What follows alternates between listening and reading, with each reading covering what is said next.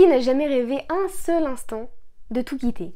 De couper son téléphone, de couper les actualités, de couper ce lien avec les autres, avec le monde, avec ses proches, pour finalement retrouver un peu cette part de nous-mêmes qui était enfouie très profondément, retrouver cette nature qui est indomptée, indomptable, retrouver cet espace qu'on connaît peu et qui nous aiderait peut-être à nous reconnecter avec nous-mêmes, qui nous aiderait peut-être à revenir à l'essentiel, à trouver autre chose, loin de la civilisation, loin de la ville. On le voit dans des films absolument magnifiques, comme par exemple Into the Wild, où on voit cet exil, on voit cette fuite, et peut-être ce besoin absolument nécessaire de retrouver cette nature qui était perdue. Et on va retrouver cette idée dans l'ouvrage que je vais vous présenter aujourd'hui, qui est un roman graphique réalisé par Xavier Musat et qui s'appelle Les Pistes Invisibles aux éditions Albin Michel. Alors, ce roman graphique, il est fascinant, parce qu'il raconte une histoire vraie. Et ça, c'est incroyable, parce qu'on a tellement de questions au début sur cette histoire. Ça va être l'histoire de Christopher Knight, un Américain qui a disparu sans laisser aucune trace dans la nature pendant 25 ans. Et on a tellement de questions, c'est-à-dire que on se demande pourquoi est-ce qu'il a rompu aussi brutalement avec la civilisation, avec la nature, comment est-ce qu'il a fait, comment est-ce qu'il a survécu, et surtout pourquoi ce besoin de devenir invisible.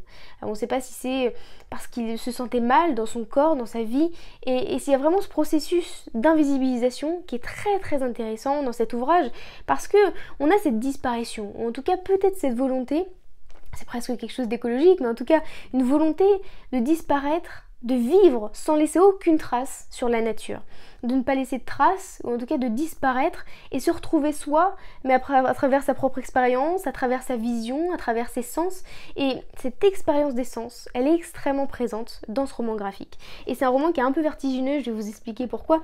On a d'abord des couleurs qui sont très particulières, en tout cas qui nous emmènent dans un vrai univers, et surtout on a des changements incessants de focalisation, mais qui sont... Enfin, on a vraiment cette impression de labyrinthe, de puzzle, de vertige, où on a sans cesse, par exemple, juste le détail d'une branche. Puis on part sur des gouttes d'eau qui laissent seulement des vagues, des ondes sur l'eau, sur le lac. Puis on a cet homme qui va rentrer dans la maison, qui va prendre un bain, qui va se sécher. On a seulement les traces de pas mouillés qu'il laisse sur le sol. Ce pot de cornichon qui va ouvrir parce qu'il a faim, parce que c'est ça aussi la survie dans la nature. Et on va découvrir ce quotidien à travers sa vision, à travers ses sens, et même quelque chose d'enfoui profondément. C'est-à-dire qu'en tant que lecteur, on peut même ressentir son angoisse, on peut ressentir sa peur quand il a peur d'être trouvé, quand il est terré sous le sol et qu'il entend des bruits de pas d'hommes qui s'approchent de lui.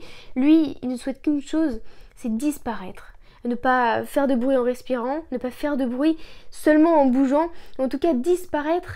Et ce processus d'invisibilisation, il revient tout le temps. Et même jusqu'à un processus narratif qui vient à le faire disparaître lui-même. En tant que lecteur, on perd sa trace. Et on se dit, mais c'est pas possible, il faut que je devienne enquêteur. Enfin, on a une sorte de détective qui doit retrouver la trace de son pas. Il doit retrouver peut-être une branche qu'il a cassée sur le passage quand il a essayé de marcher d'un point à un autre. Et on va suivre sa trace pendant tout le roman, alors que lui, au contraire, essaye de ne pas en laisser.